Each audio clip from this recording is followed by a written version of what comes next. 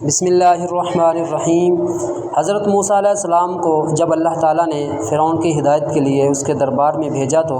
دو معجزات آپ کو عطا فرما کر بھیجا، ایک عصا، دوسرا ید بیضا یعنی روشن ہاتھ۔ حضرت موسیٰ علیہ السلام اپنے گریبان میں ہاتھ ڈال کر باہر نکالتے تھے تو ایک دم آپ کا ہاتھ روشن ہو کر چمکنے لگتا تھا، پھر جب دوبارہ آپ اپنا ہاتھ گریبان میں ڈال دیتے تو وہ اپنی اصلی حالت پر ہو جایا کرتا تھا۔ اس معجزہ کو قرآن عظیم نے مختلف صورتوں میں بار بار ذکر فرمایا ہے، چنانچہ سورہ طٰہٰ میں ارشاد فرمایا، ترجمہ کنز ایمان، اور اپنا ہاتھ اپنے بازو سے ملا، خوب سفید نکلے گا بغیر کسی مرض کے، ایک اور نشانی کہ ہم تجھے اپنی بڑی بڑی نشانیاں دکھائیں۔ اس معجزہ کا نام ید بیضا ہے،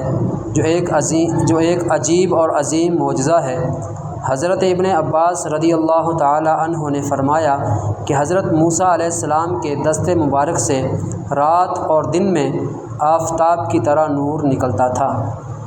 جب حضرت موسیٰ علیہ السلام 6 لاکھ بنی اسرائیل کے افراد کے ساتھ میدان طیہ میں مقیم تھے تو اللہ تعالیٰ نے ان لوگوں کے کھانے کے لیے آسمان سے 2 کھانے اتارے، ایک کا نام من اور دوسرے کا نام سلویٰ تھا۔ من بالکل سفید شہد کی طرح ایک حلوہ تھا یا سفید رنگ کا شہد ہی تھا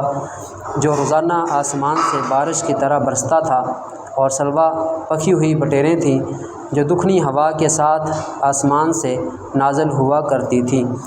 اللہ تعالیٰ نے بنی اسرائیل پر اپنی نعمتوں کا شمار کراتے ہوئے قرآن مجید میں ارشاد فرمایا، ترجمہ کنز ایمان، اور تم پر من اور سلویٰ اتارا۔ اس من و سلویٰ کے بارے میں حضرت موسیٰ علیہ السلام کا یہ حکم تھا کہ روزانہ تم لوگ اس کو کھا لیا کرو اور کل کے لیے ہرگز اس کا ذخیرہ مت کرنا، مگر بعض ضعیف الاعتقاد لوگوں کو یہ ڈر لگنے لگا اگر کسی دن من و سلویٰ نہ اترا تو ہم لوگ اس بے آب و گیا چٹیل میدان میں بھوکے مر جائیں گے،